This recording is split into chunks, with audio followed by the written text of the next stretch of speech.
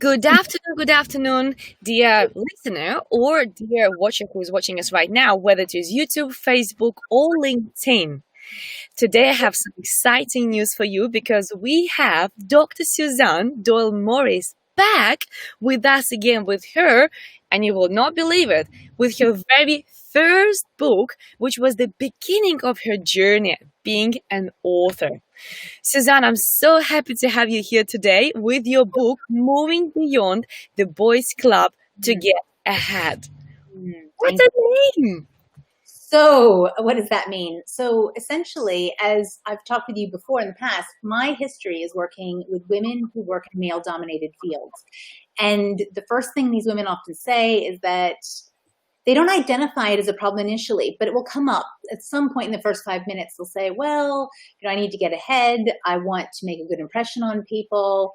I want to get access to great projects, but it's a bit of a boys' club, a phrase that probably you've heard as well, but it comes up. And so I was inspired, 20 years ago to start thinking, okay, what is interesting about the women who not just survive in these fields, because they do work in these fields as well, but what's different about the women who thrive in these fields? Because that happens as well, but they're doing something interesting. So I was very interested in what their secret sauce was. So I interviewed them many years ago, 15 years ago, and got a sense of where they were making great choices and what they would pass on to the rest of us who just wanted to learn as to how to create that career when you're one of a very tiny minority in the office. I love it. And Suzanne, when you were interviewing them, I'm just curious because I know every time we have international audience here. And by the way, if you're joining us right now, I would love to hear where you're based. But Suzanne, was there any difference between countries, nationalities, even continents? Is there any difference how people look at that in different places? So what was interesting for this group is that most of the people I interviewed were in Europe, they were in the UK, they were in the US. The differences came out of, actually what was interesting is there was more similarities than I thought. So my PhD looked at the experiences of women in male-dominated fields and STEM in particular, women engineers to be exact. But what was interesting was that when I focused down on this for my career, I would meet women from a huge range of sectors, and I would say, oh, I work with women in male-dominated fields, thinking that I only worked with scientists or mathematicians. And they'd say, I work in one of those. I'd say, what do you do? And they said, I'm a lawyer, or I work in fast-moving consumer goods, or I work in accountancy. And so what was interesting is that the more senior you get in any field, the more male-dominated it becomes. So what was interesting is that we graduate, or we're half the graduates for the last decade and a half coming out of law school have been women. And that's pretty well known globally. But what's interesting is when you look at people who make it all the way to partnership, and particularly equity partnership, that is, who gets money, who gets some ownership in that organization, you are lucky if you're looking at 20% women. They just don't filter through. So I had come to I'd come to this work thinking that certain industries just didn't fit into this, but met so many people who said, oh, that's me too. Even in industries, Olga, that made me laugh because I just never saw that. So for example, let's think about cooking. Most of us are raised in families where women do the majority of the cooking. But when you think about who are the celebrity chefs, the people who make the big money, mostly men. So, yes. I mean, there's Angela Hartnett's here and again, but realistically, there's not as many women who are at the top tier of that. Another one that makes me laugh is hairdressing. Again, very female dominated. However, who are the names that we know? John Frieda, Trevor Sorby, all of these people who essentially, Philip Kingsley, they're all men who have made their money at the top of the tree in very, egalitarian industries, and in fact, not even egalitarian, very female dominated. But the more you go up in any industry, and the irony is that I did my PhD at Cambridge, which is, pretty egalitarian. However, I was in the education department, and education, again, who are the world's teachers? Well, by and large, they tend to be women. But at Cambridge University, in the top, the professors of education tend to be mostly men. Interesting. So my question now is it because we women, we are playing safe? Is it because we put our families as a priority?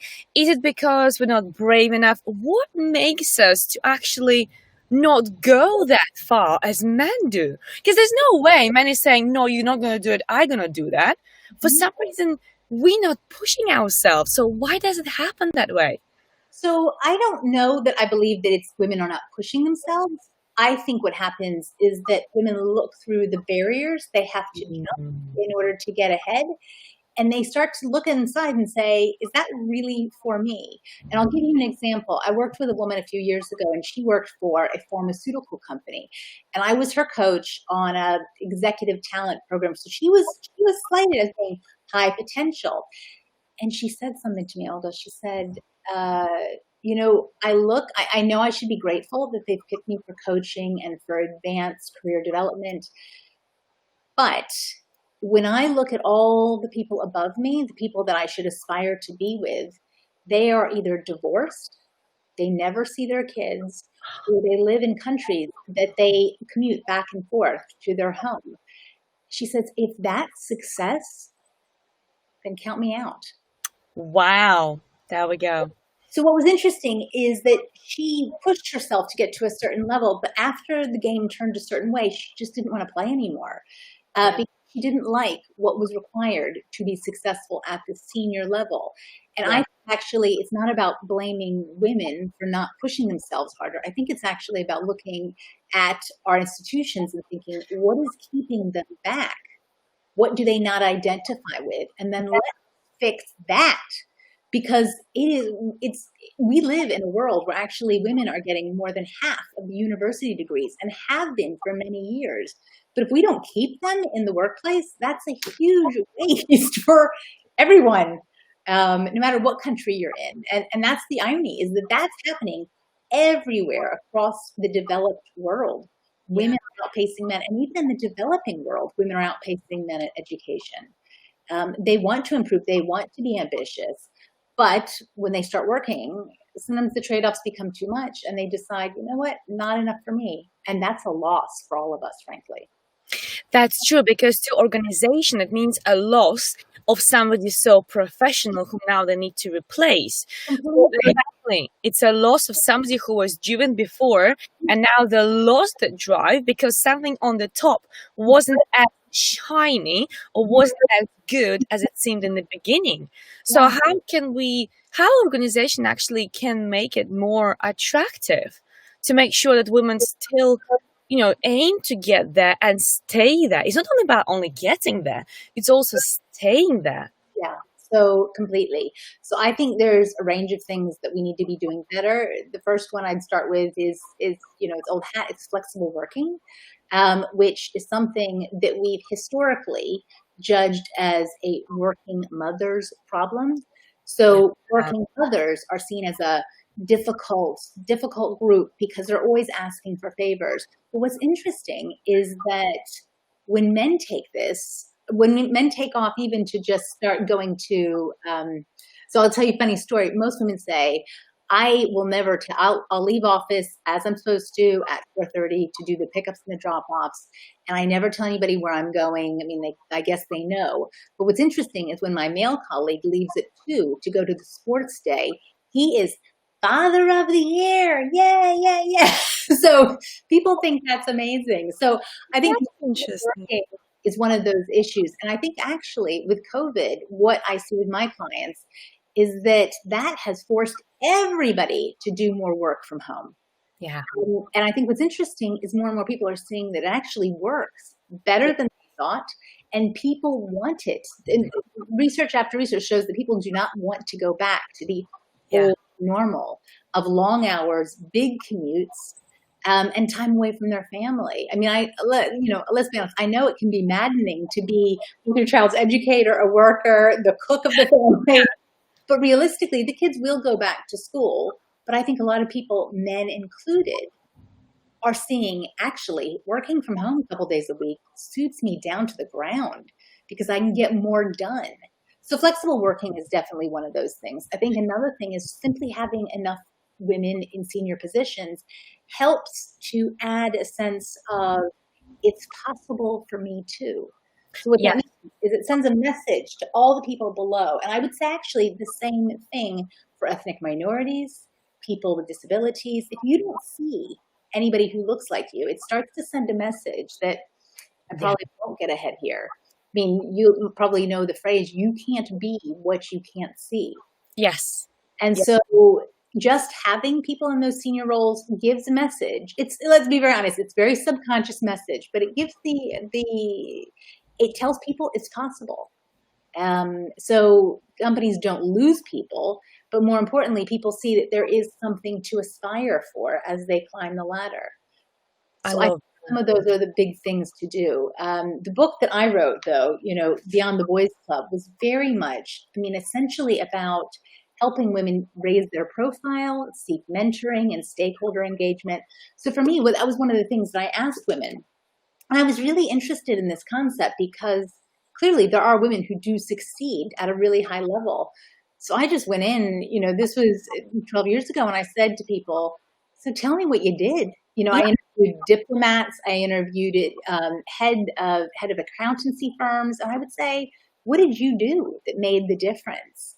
And they shared a whole range of strategies with me. But it was really interesting to get a sense from them as to what worked, what didn't, but also how they could go into those senior roles and move their career on without selling themselves out.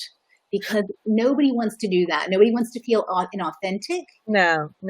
That story I told at the beginning, like that woman did not want to feel inauthentic. She didn't want to feel like she would never see her kids or might damage her marriage or whatever it is. She had to be herself.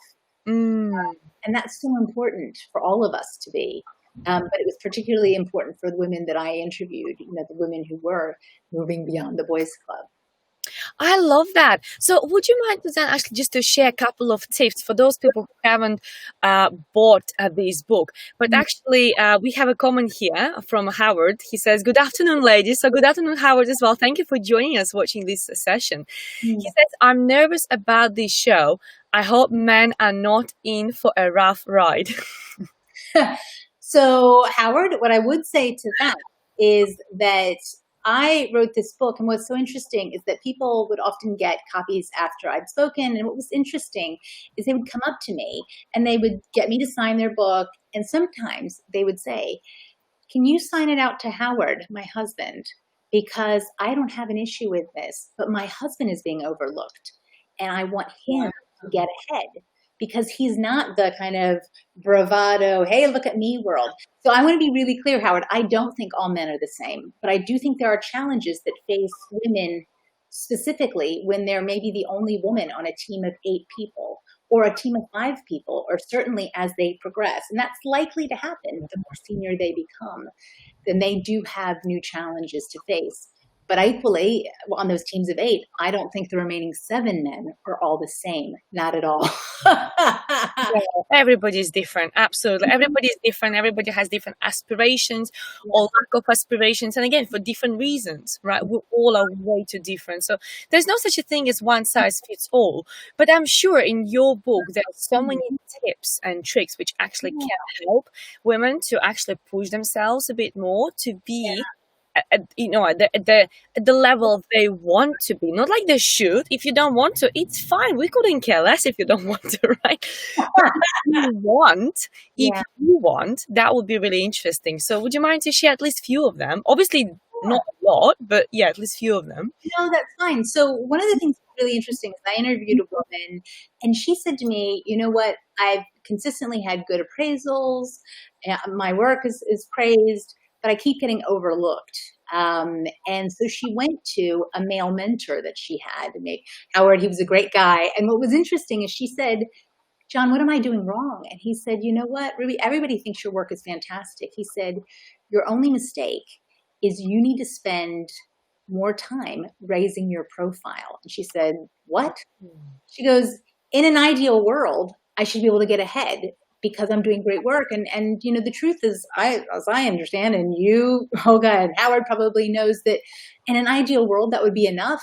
But raising your profile is so vital, because otherwise we're kind of waiting for like this career fairy godmother to come over and see us as an unsung hero in the corner, just working diligently. So what he says is spend 10% of your time raising your profile, which sounds a lot. Like that is half a day a week. Yeah, exactly.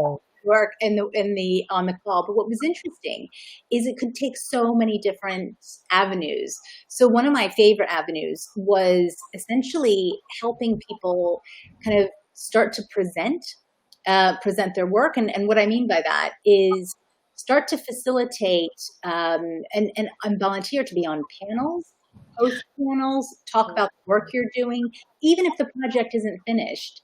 And I think that's an interesting one, and something that when we all go back to work ostensibly, start to have sessions where you can say what worked well for our team when we were all together. So I'd be happy to run that, boss.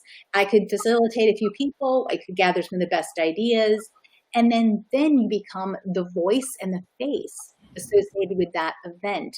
But you can also showcase the learnings other people are bringing it. So it develops advocates on your behalf, because what you're doing is you're saying, hey, Olga, hey, Howard, come along. And, you know, you had some good ideas. I think we should be reflecting on those now. So what was interesting, I'll share a funny story. One woman I worked with, she said that she had brought in, she worked for one of the big four, and she had brought in a piece of work for her team that was worth £100,000. And she was hoping that she'd get featured in the internal newsletter that a lot of organizations have. And she didn't. And so she thought, okay, well, maybe that's just not big enough. And so she thought, okay, I'll get sought out later, I guess. And then she started working towards the next project. It would be like 150, let's say. Anyway, a couple of weeks later, the internal newsletter came out, and a guy who had been on her course, in her intake group, was featured in an article about a win he brought in for the firm worth £80,000. So she was like, what? So she went up to him because she was friends with him, and she said, congratulations, Toby. I'm so interested in how they found out about that. And he looked at her dead calm as anything, and he said, oh, well, it was simple. I just wrote them a couple paragraphs, our internal comms team. And she'd been laboring under this false assumption that there was like the comms team was like a series of crack investigative journalists looking for like great stories, trying to go under rocks and find the great stories in the organization. And when she heard how easy it had been, just send him a short story. Yeah. So the funny thing is, she didn't even wait. So we worked together, and we didn't wait for that 100,000 project to come to completion.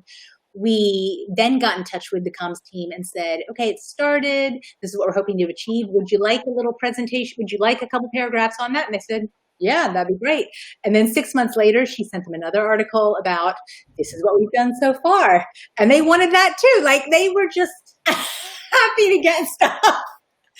I love that. So it was simple. It was other things that really surprised me as well. Things like Google Alerts. Google Alerts. So we put a search term in. Yes. Interesting is that, like magic, weekly they'll send you all the stuff that comes out that week that has your search term. Mm-hmm. So you can use like an industry term, maybe a piece of legislation. But I worked with a woman who put somebody's name in. What happened? Now, this isn't any sketchy dating thing.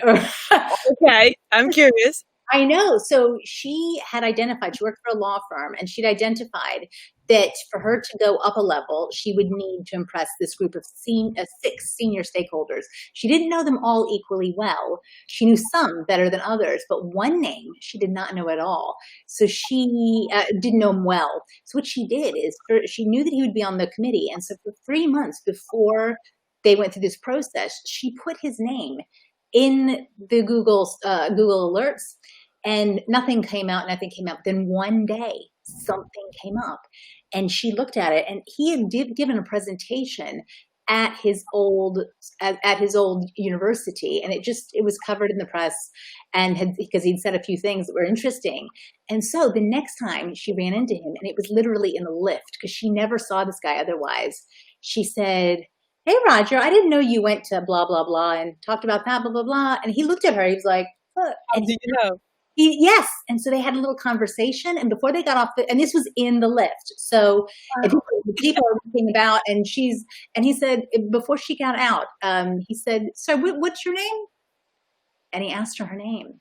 And what was interesting is she said, "I hope I made a good impression, but I hope she did as well," because actually just a few months later, she did go through. Now, it wasn't this guy that would have sealed the deal, but the good news is when they were in their sixth deciding who got through and who didn't, if you are somebody and people go, "Olga, who's that?"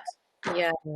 It's dead in the water. So she just had to get to know who these people are. What are they interested in? Because she says, "I rarely saw this guy, but if I could think of one thing I might be able to tell him about, that would be useful." And it was literally one small thing. I love that. But Suzanne, it just shows how it's not a rocket science. It's a small thing. And I would love to go back to the tip number 1, get seen. Because let's put it this way. And I love to bring this example. When you go to the shop, you expect to be served well, right? You just expect the shop assistant will serve you well, will scan all the products, and that will give you change, whatever. But then imagine if we have a sign saying, "Oh, we serve you with a smile." It's almost like, well, we expect subconsciously, but it's something what actually will make us smile. And we will think, well, every time I go to XYZ shop, they will serve me with a smile, right? It's not like, actually, I do expect people to smile all the time because it's who I am. I prefer people to be happy. Okay. Yeah. Really bit of Olga, right? Smile. Just smile all the time, right? Yeah. If you speak about this, it becomes very special. We service you with a smile, and all of a sudden your shop, your care home, whatever service you do, you are seen as somebody very polite and very upbeat and very happy because you mentioned this little thing. We serve you with a smile, which is just, this is the base of everything. We expect that, right? And the same there, if you are seen, if you're noticeable, if you're heard, of course, people will believe you. They will trust you. They'll put you as an authority. So why women, they're still hiding? I don't get it. So I love the first tip. It's so, so important. So everybody who's watching us right now, please be seen. Be seen, and don't be afraid to speak out. Yeah, definitely. Your truth is your truth. Yeah, be the name with the face. I was in a session with a client, and she works in aviation last week. And one of the things she said, we have these big senior team meetings on Zoom because we're all working remotely now. And she is fairly junior, and she was starting to be invited to more senior meetings to kind of observe and take some notes. And the head honcho at the end, he says, "Does anybody have any ideas?" And a bunch of his direct reports said, "Good job, sir. Great presentation, blah, blah, blah, blah." And what she did is she said, "I have something to say." And she turned on her video camera, which nobody else had done. And she said, "I really think that it would be great if we could start turning on the video cameras a bit more. And the other thing I'd love to see is if you called on each of us individually when you're thinking something's relevant to us, so that we can contribute as well." And it just knocked the socks out of this really senior guy. And I'm sure it annoyed some of her colleagues as well, because they were happy to hide behind the anonymity of the screen.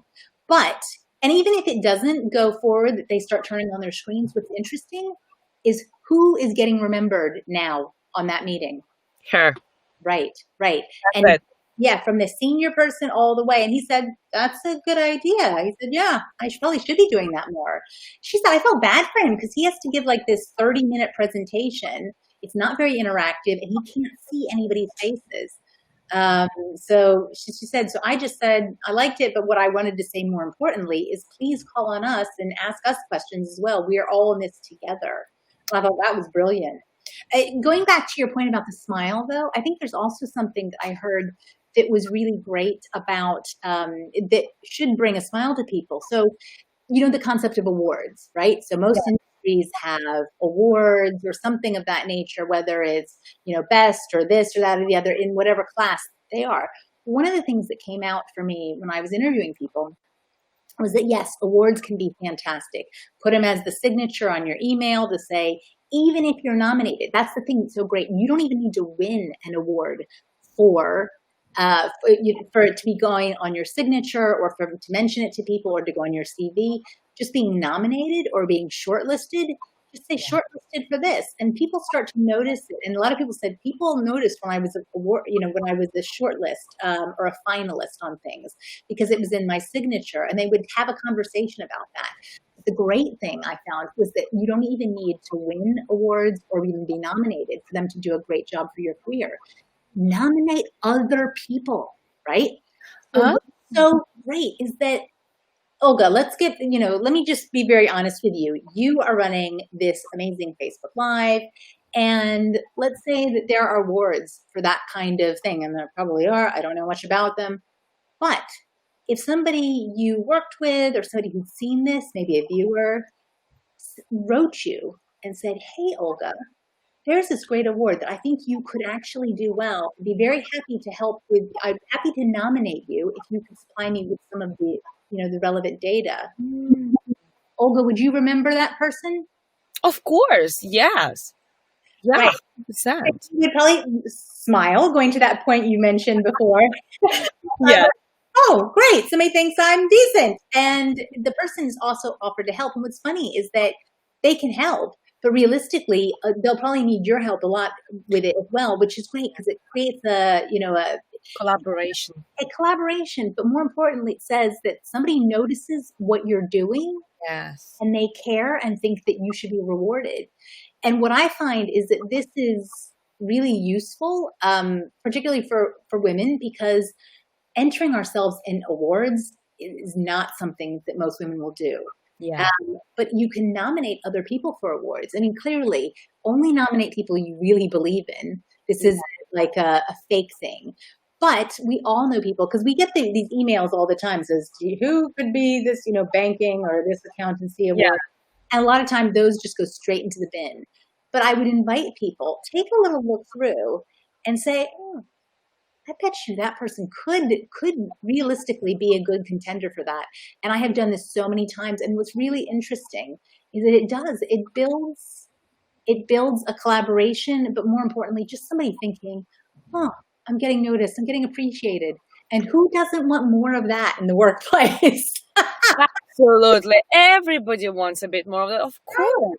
More recognition. Great idea. I love that. I really love that. That's amazing. So technically, be seen, be heard, be visible. Yeah, just be out there.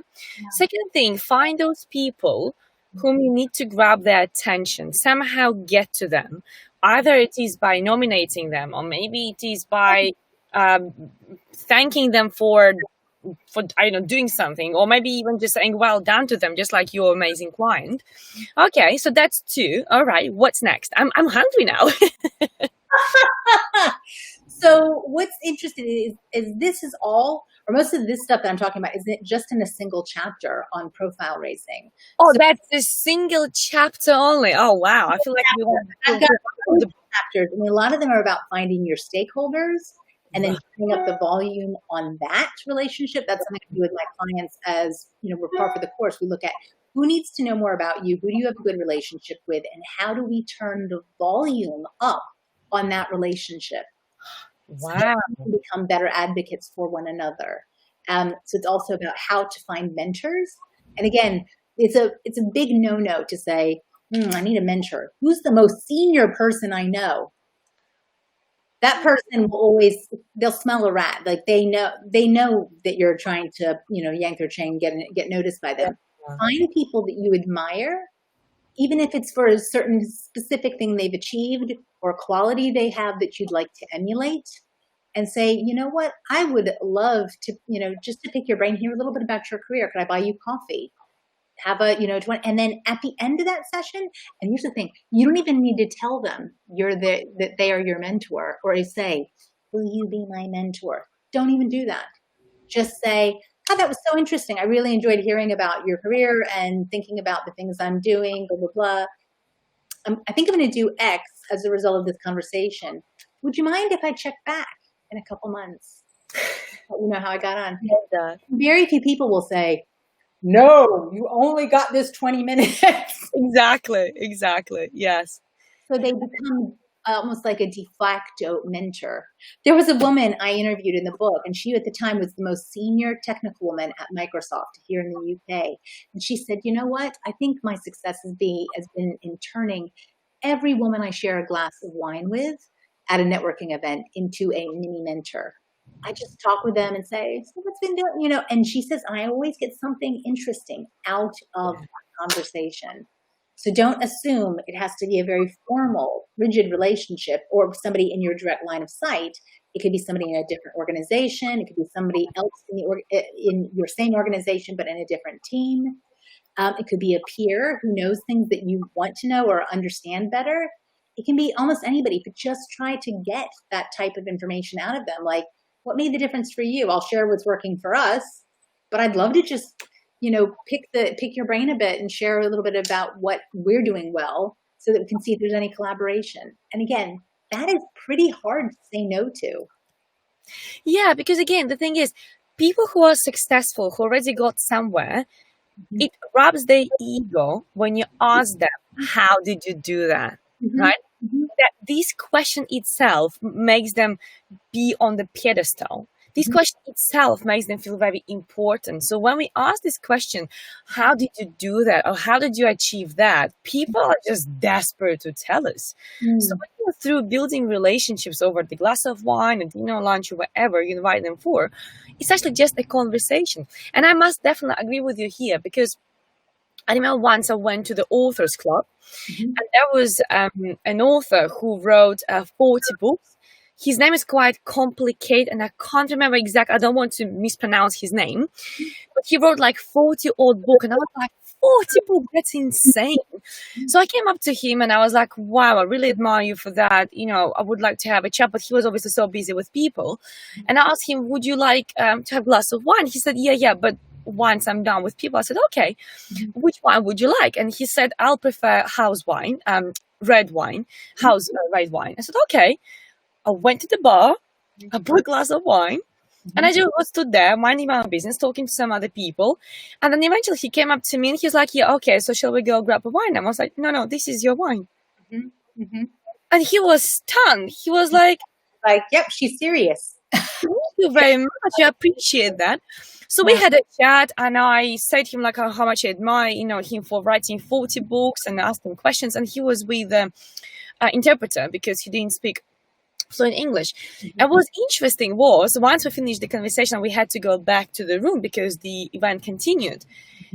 He came up to me with his book, and he said, "This is for you." I said, "Oh yeah, how do I pay you?" She said, "No. You bought me wine, and I was impressed by that. This is for you." And I was like, okay, thank you very much. So it just, but my intention wasn't to get the book. My intention was simply just to have a conversation with him. And it was a pure intention. It was really pure from my heart because I was really stunned. I mean, to write 40 books, I'm on the way to write first one, right? And he wrote 40. Right? So I'm honestly surprised. So definitely from my own experience, it works. People are ready to share with you information if you just go to them and you ask for that because they feel privileged that you put them up here and they're ready to share. Yeah. I've got another way of looking at that as well, which is that if you go to a presentation, so I'll speak to audiences of like 100, 200, 300 people. What's really interesting is usually a Q&A time at the end. So people do questions, answers. I answer questions that come my way. What's interesting is that then we usually move to people getting their books signed. And when I talk with people as I'm getting their book signed, I'm like, I might ask them where they, where in the organization they work, but they move on quickly. However, the people I remember when I'm writing my books and who I talk with longer are people who ask questions. There we go. Early on, they'll say, and I'll say, that was a really interesting question. And what I'll say is, what made you ask it, or what were you thinking? And that just opens the floodgate, because it makes them feel heard, which is Mhm. what we all want, really, isn't it? Yeah, absolutely. And it sets them apart. So I think that's really useful. So go to your events and ask questions, engage with the speakers, engage with the presenters. I did an event a few years ago for BAE Systems in the US. And what was really interesting is the person who introduced me that day was the CEO. And he did Q&A with me at the end. People asked me some questions, people asked him some questions. And he said, this was a very big audience, but what he said, there will be some of you, this was at the very end. And it was hard to hear, actually, though I knew what he meant. He says, I enjoyed today, and I enjoyed hearing from all these great employees. But the people I'll remember are the people who asked me questions. Now, thank you and goodbye. Mic drop. I know, mic drop. I was like, yep, you heard it there first. So, and that is the truth. Because if you are looking at 300 people, you can't remember everybody you meet, even though they come up and say, oh, nice presentation, or whatever they're going to say. But realistically, the people who ask a question, and I don't mean a mean question or like I'm trying to prove my point question, but just have an interest. You can always talk with them more, and they have stood up literally and figuratively and said, hey, I've got something worth listening to. It's a question, but I'd love to get your take on it. And that's all we want more of in the workplace is engagement. That's so true. Suzanne, I just realized that tips we shared, there was nothing to do with female gender at all. Mm-mm. It's so unisex. This is not such a thing as a female. You can ask for attention or you can speak out. Actually, it's a unisex rules. I love that. So it can be applied by anybody, man and a woman in the workplace. But men probably naturally would just go after. So women, they could be really good tips for you. I love them. It is very unisex. Much of the stuff I write about. However, the reason I needed to write this book specifically about the Boys Club was simply because when I looked at books historically before I wrote my own, I mean, I was working in this industry, but what was so interesting was that every book that I was finding about career success and getting ahead and blah, blah, blah, the stories were all about often men. And I just thought, I don't identify with these as much. And some of the things you've already raised around, okay, why are we not getting ahead? So there's a lot about delegation in here. That is key. You have to delegate. No matter where you are in any organization, you are not going to get to the next level without delegating more. Yeah. And that's hard. That's hard for women to feel also because they feel like they have to do it all. But realistically, the truth is you won't have the time. And I am so dead keen to be very clear that I am not trying to give working women more to do. Most of them have so much on their plate as it is. So I say you have to delegate. And I think the thing to remember, because that sounds like a dirty word, is that actually the job they're doing now, they probably learned a lot through delegation because somebody else gave them that work and said, can you get on and do this? And so they had to do it. Does that make sense? Yeah, totally. 100%. Exactly. Yeah. And the thing is, just like any normal woman, mother, somebody who looks after household, we got used to do it all, right? Because it's quicker than ask somebody else. But it doesn't mean we have to copy this household behavior into the workplace. And even at the household, it is normal to ask for help. But again, you got to ask for help. Because if you are showing by your behavior, you're absolutely capable of doing it all, then guess what? Men are going to offer you help because you already show the behavior. You can do it all. Simple as that. So at workplace, ask for help, delegate, outsource, just be creative. Love that. Suzanne, you're just like a pool of wisdom. I don't know about that, but this is my specialty. So this is my specialty, is working in fields tend to be dominated by men. I mean, I've already given some examples. But what's interesting is anybody, as they become more senior, has to learn these tips. They have to get a file raised. They have to delegate. They have to engage their stakeholders better. Yes. Yeah. They have to look at, okay, how do I make the most of the opportunities they're going to get? And also, how do I choose which opportunities to follow? Yeah. That itself is a very different, and I've got a whole chapter on risk taking, like which are the risks to take with your career and which are the ones to avoid. Another one, and Olga, you and I both can identify with this because we're in the UK, is some of the best risks are often that these women found, and I'm sure many of the men listening, is moving abroad for a time. Oh, yeah. Because it really helps expand your knowledge, your compassion for others, but your understanding of other cultures. And that really can help set aside. And it's very rare that I will go into any organization and at a very senior level, meet people who have not had some international experience.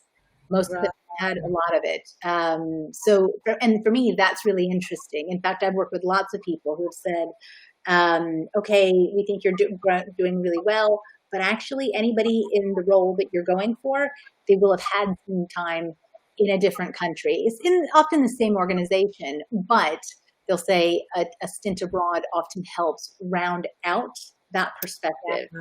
And it's not perspective, it rounds out the network, because I talk about networking as well in here. So you need a rounder network, because actually part of the way you're going to get ahead is not doing all the work yourself. It's by networking so that you can do things quicker. So for example, the people I interviewed, they'd say, I could do something that would take me maybe 5 hours to do. Or as I became more senior, I knew who to call and get an answer that would have taken me 5 hours. I can get that in 5 minutes. There we go. Exactly. Yeah. Being proactive by actually outsourcing, resourcing, and not only delegating, but also being brave enough to take the step to call, to reach out to people. I love that. And actually, Howard is saying here as well, I agree, Olga. Dr. Doyle-Morris is a woman of wisdom. I don't know about that, but I do think there is so many things that are tangible. Yeah. You can do, rather than saying, oh, so the book is not at all, woe is me.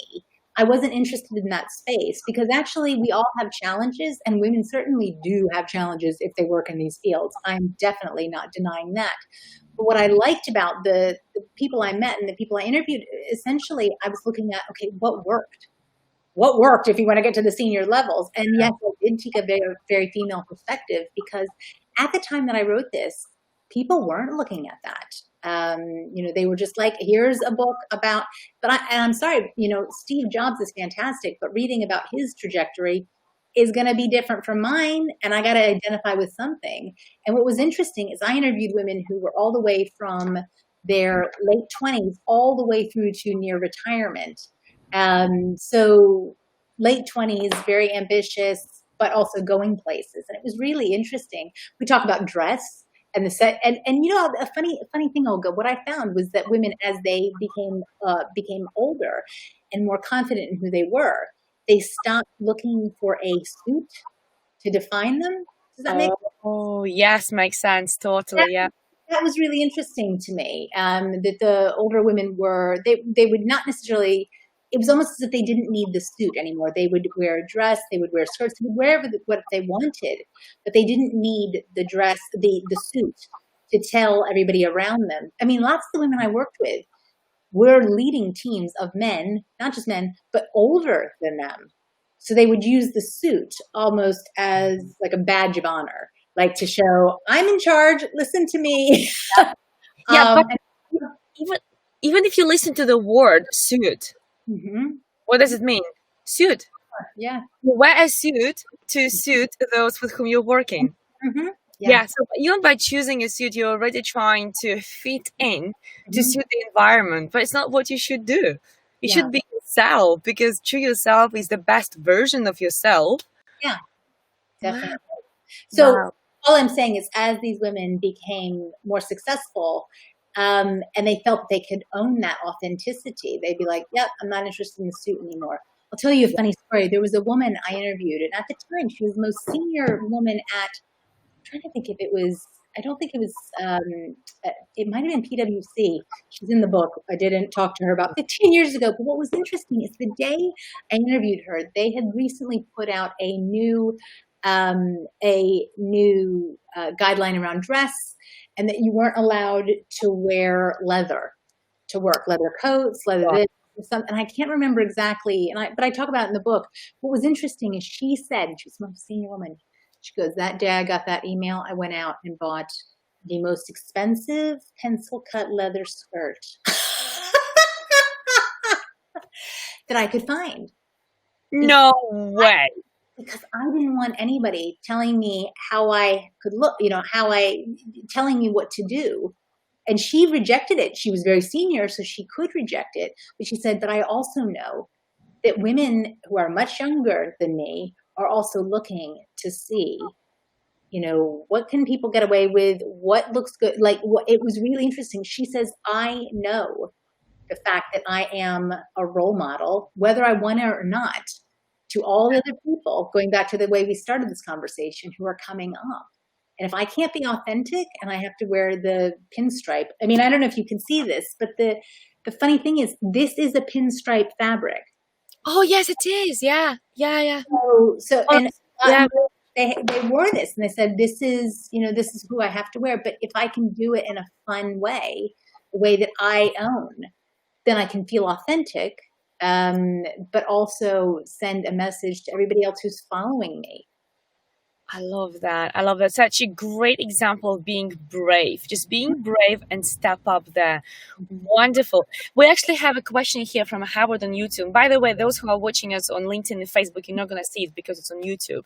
But feel free to ask your questions or share your location, because I'm always excited to hear where people are listening to us from.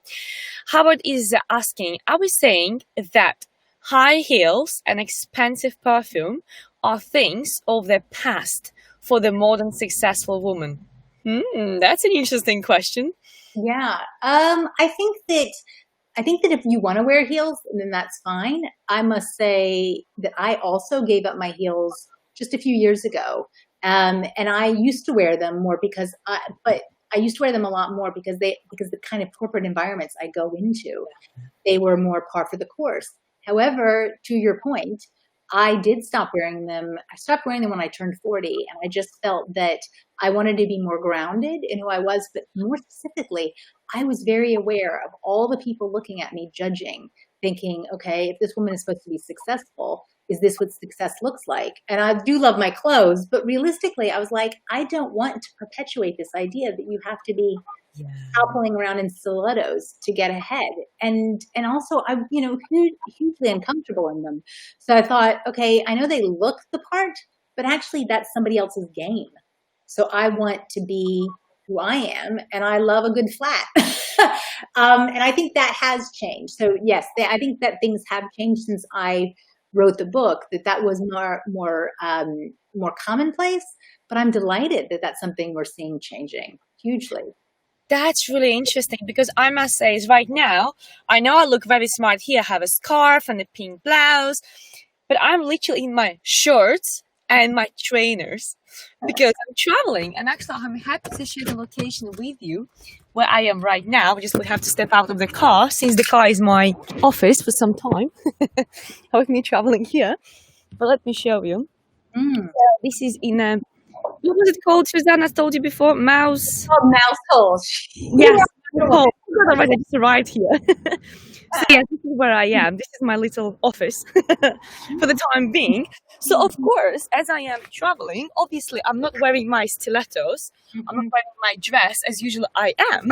But for the time being, I'm more than happy to be in my shirts and my flat shoes. But I must say, if I would be right now, for example, on a camera, I wouldn't be showing my shirts, right? Because that wouldn't be appropriate. So I think it's all about time, location, probably event. Like when you go to let's say, let's say you're going to black tie event. You wouldn't really wear something what is not suitable for that event. So I think everything must have purpose and a message behind what you're wearing as well. So, once we are on the videos, I think it's absolutely fine to wear whichever we want.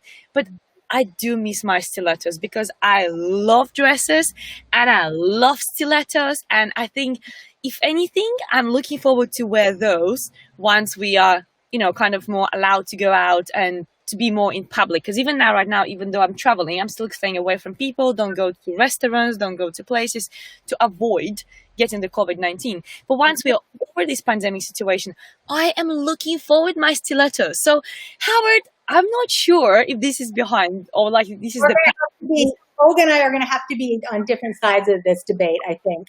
Probably, yeah, probably. Yeah. And I think it's also personal choice, just like everybody's car is a personal choice, right? Everybody's lipstick is a personal choice. So I think we all have different opinions here. But I love Maria's comment here on YouTube as well. She says, "Hi, Olga, amazing interview. I came for 5 minutes and this grabbed me completely. Can't stop watching." Great. Good. Very good. To the point, it sounds like, I'll give you a funny story just to wrap up, because I know I can't take all of your time.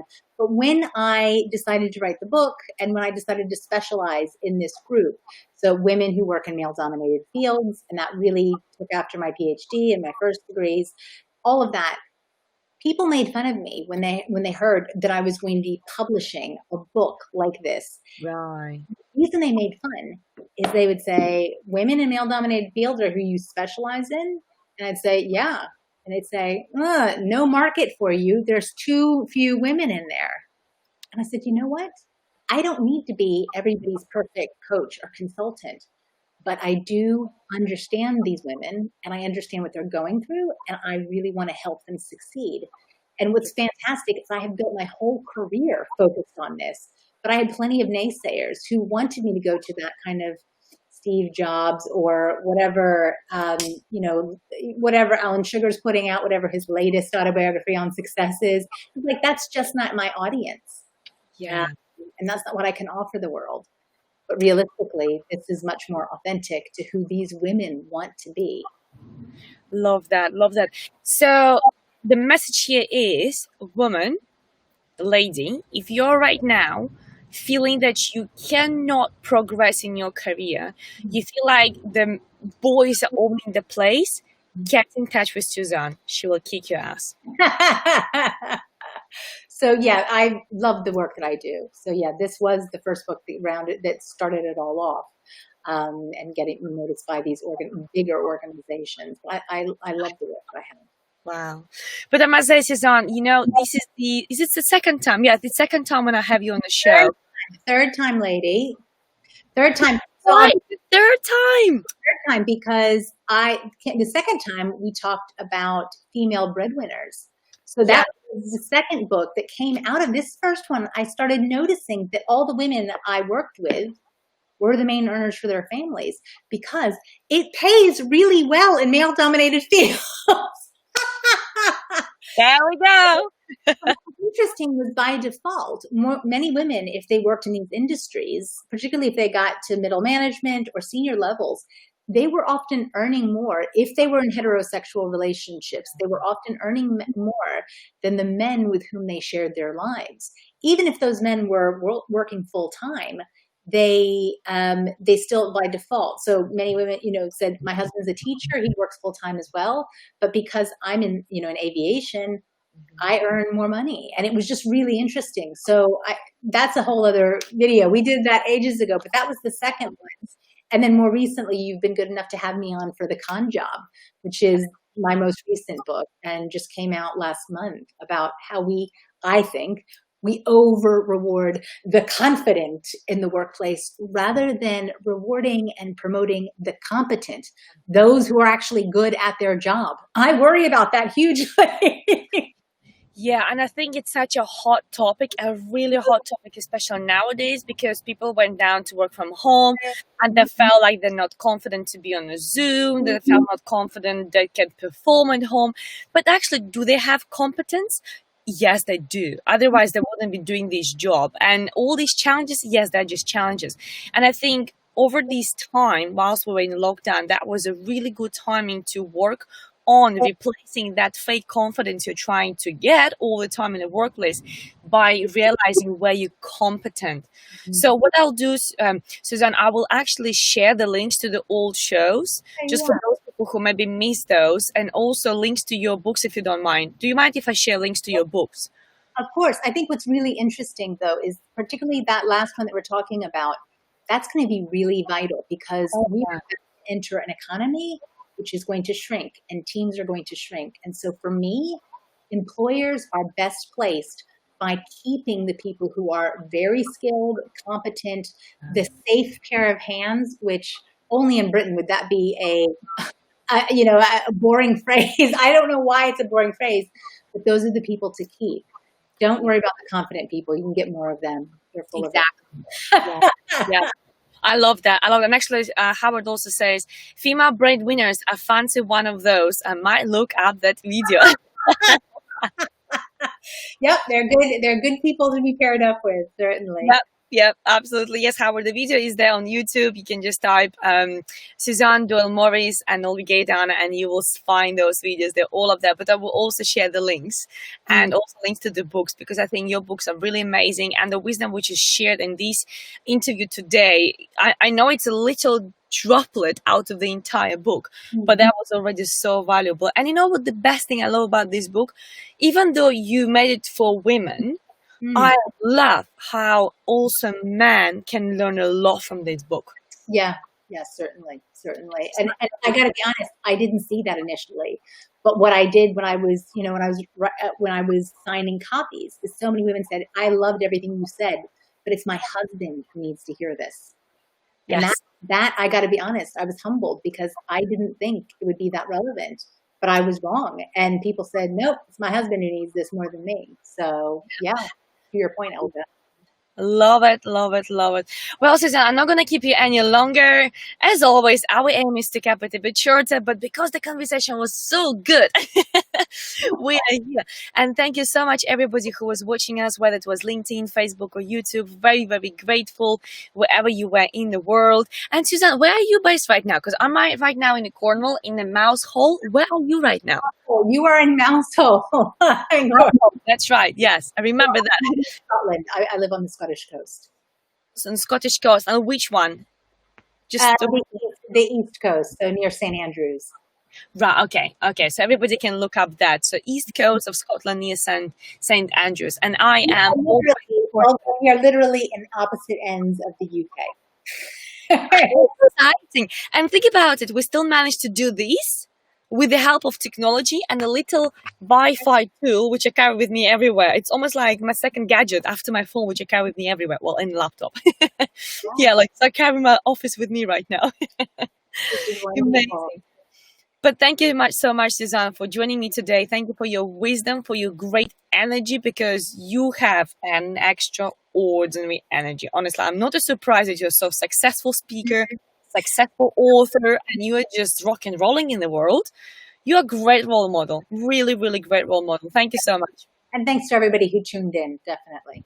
Absolutely. Thank you, everybody. Thank you for those comments. Thank you for watching us and staying with us till the end. And watch out for the next video tomorrow at 1 p.m. We'll see you later then. All right. Much love. Take care.